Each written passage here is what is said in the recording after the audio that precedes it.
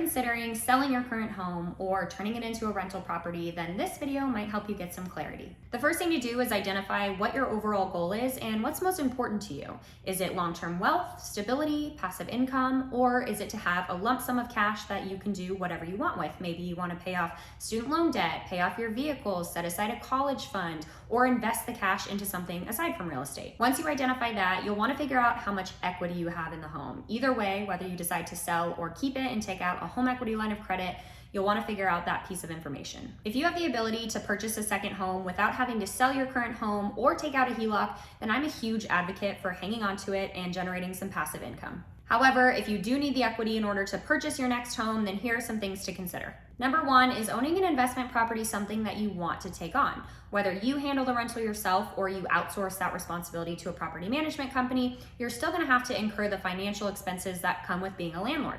So just be really clear on whether or not that's something you're willing to do. And if it is, and you're comfortable with the idea of being a landlord or owning an investment property, then you'll wanna figure out what it's gonna take to purchase your next home without having to sell your current home, whether that means you need to take out a HELOC or not.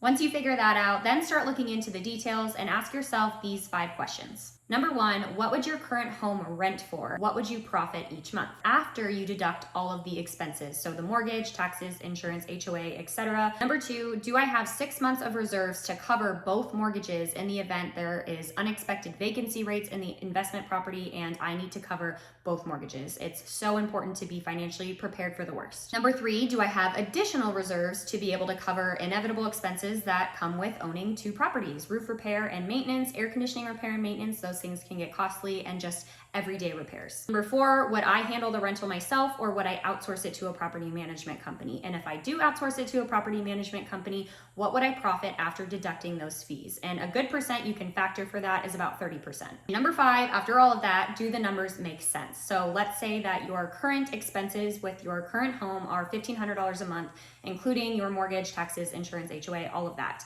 and you rent it out for $2,200 a month. That means you profit $700 a month. If you hire a property management company and you pay them 30%, your profit is now $490. So just make sure that those numbers make sense and are worth it for you. Now let's look at the sell side.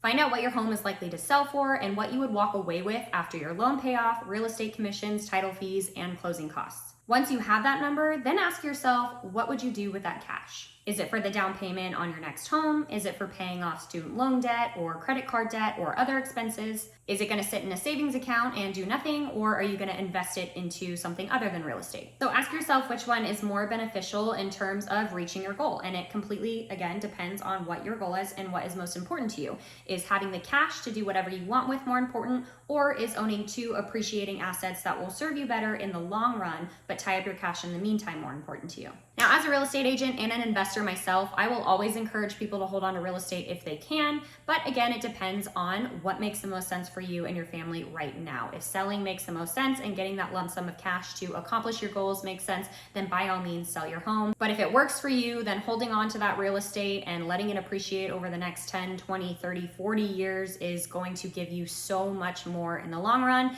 not to mention the amazing tax benefits that you get in the meantime and passive income and the ability to take out a home equity line of credit to do whatever you want with using the equity in the home. So there are just a lot of amazing opportunities that come with owning property in general, but multiple properties at that. I hope you found this helpful. As always, if you have any questions or want to chat about your specific scenario, I'm always happy to do so. Thanks so much for watching, and I'll see you next time.